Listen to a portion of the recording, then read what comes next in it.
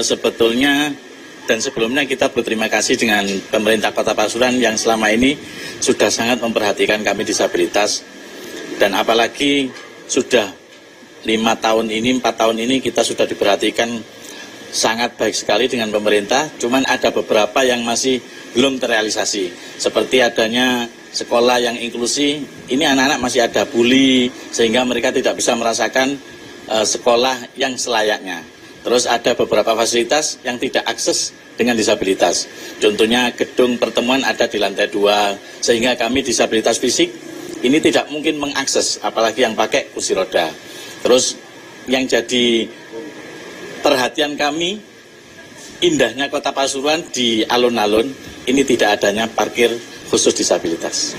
Harapan kami ke depan, kita tidak banyak menuntut, setidaknya ada sedikit ruang dan kesempatan yang sama bagi disabilitas, baik itu dari bidang olahraga, dari sosial, ekonomi dan sebagainya, sehingga kami disabilitas dengan yang lain tidak ada bedanya dan tidak ada batasnya, sehingga tercipta nanti Indonesia yang inklusif, khususnya Kota Pasuruan yang inklusif dan ramah akan disabilitas.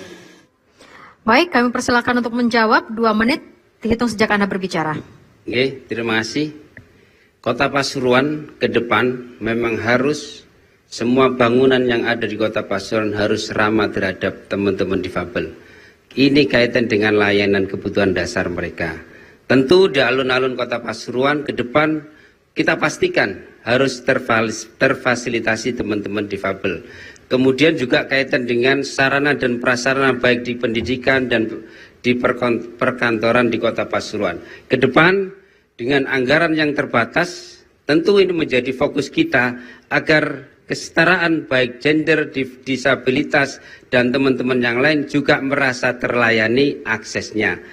Kaitan dengan kebutuhan difabel, Kota Pasuruan sampai hari ini memang di ruang terbuka sangatlah minim. Ke depan kita pastikan kita akan berikan layanan itu agar semua masyarakat baik yang difabel dan tidak ini sama-sama merasakan kaitan dengan kebijakan pemerintah Kota Pasuruan. Tidak cukup di situ saja.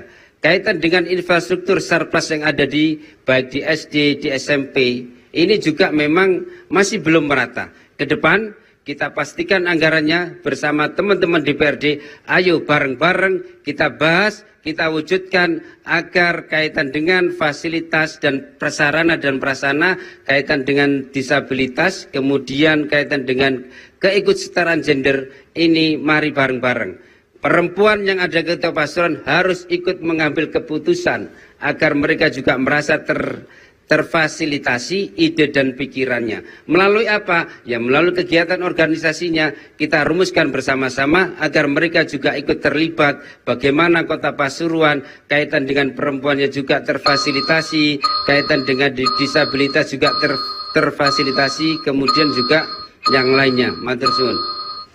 Baik, terima kasih. Dan kami persilahkan kepada calon wali kota untuk menambahkan atau melengkapi 1 menit sejak Anda berbicara. Terima kasih. Pasangan Adi Nawawi berkomitmen untuk pembangunan yang inklusif dan partisipatif. Alhamdulillah di Kota Pasuruan selama 3-4 tahun ini kita bersyukur pembangunan kita cukup inklusif. Kita punya rumah disabilitas yang data disabilitas kita adalah 603. Yang sudah bergabung dalam rumah disabilitas ada 256 orang.